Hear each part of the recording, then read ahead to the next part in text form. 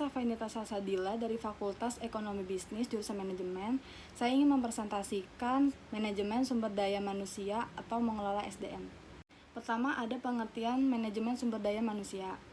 Manajemen sumber daya manusia merupakan proses pencapaian tujuan organisasi melalui perorganisasian, penyusunan personalia, pengarahan, pengembangan SDM, pemberi kompensasi dari sumber daya manusia yang ada dalam organisasi. Ruang lingkup manajemen SDM meliputi merancang dan mengorganisasikan pekerjaan serta mengalokasikannya pada karyawan, merencanakan, menarik, dan menyeleksi karyawan yang tepat untuk suatu pekerjaan tertentu dalam organisasi, menciptakan kondisi lingkungan yang kondusif bagi karyawan untuk bekerja, dan menjamin mempertahankan efektivitas dan semangat kerja karyawan baik melalui pelatihan ataupun sistem kompensasi. Selanjutnya ada fungsi-fungsi manajemen SDM.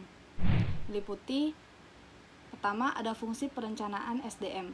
Perencanaan SDM merupakan proses menentukan kebutuhan SDM organisasi dan menjamin organisasi memiliki jumlah dan kualitas karyawan sesuai yang dibutuhkan pada saat yang tepat. Lalu ada fungsi penarikan dan seleksi karyawan. Penarikan merupakan proses pencarian dan memikat calon tenaga kerja yang mampu melamar sebagai calon pelamar dengan kualifikasi yang terbaik bagi perusahaan. Seleksi merupakan proses SDM yang dimulai dari penyaringan awal dan diakhiri dengan keputusan tentang orang yang akan diterima untuk suatu pekerjaan tertentu.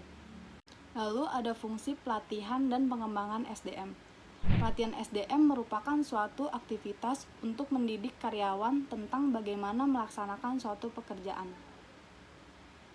Metode pelatihan yang dipilih dapat dikategorikan dalam dua kategori utama, yaitu 1. Metode praktis atau on the job training. Contohnya ada rotasi jabatan, magang, penugasan sementara, dan lain-lain. Yang kedua ada metode presentasi dan simulasi kelas. Contohnya yaitu studi kasus, presentasi video, kuliah, dan lain-lain. Yang terakhir ada fungsi pemberian kompensasi dan penghargaan kompensasi. Merupakan semua jenis imbalan yang diterima karyawan atas pengorbanan dan unjuk kerjanya sebagai anggota organisasi.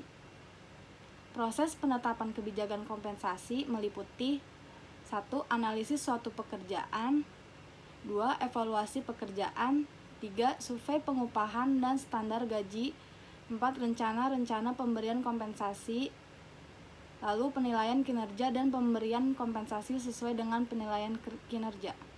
Secara umum, kompensasi keuangan yang diberikan dapat berwujud gaji.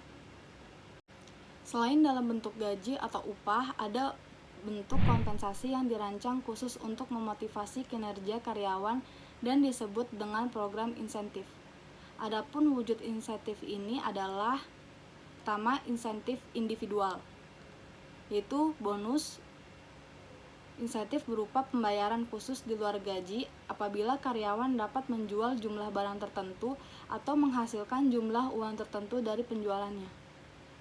Lalu ada merit salary system, yaitu insentif individu yang menghubungkan kompensasi dengan kinerja dalam jabatan non-penjualan. Lalu ada pay for performance atau variable pay, insentif yang diberikan kepada manajer untuk output yang produktif. Kedua, insentif perusahaan. Pertama, ada karyawan ketika laba perusahaan melampaui tingkat tertentu. Lalu ada gain sharing, didistribusikan kepada karyawan ketika biaya perusahaan dapat dikurangi lewat efisiensi kerja yang lebih tinggi. Lalu ada pay for knowledge, atau tambahan bayaran apabila pekerja mendalami keahlian atau pekerjaan baru. Variasi kompensasi lainnya adalah melalui program tunjangan atau benefits program, yaitu kompensasi di luar gaji dan upah. Yang terakhir ada konteks hukum sumber daya manusia atau tantangan baru SDM. Sebagaimana bidang fungsional bisnis lainnya, maka sumber daya manusia juga tidak dapat terlepas dari peraturan dan undang-undang.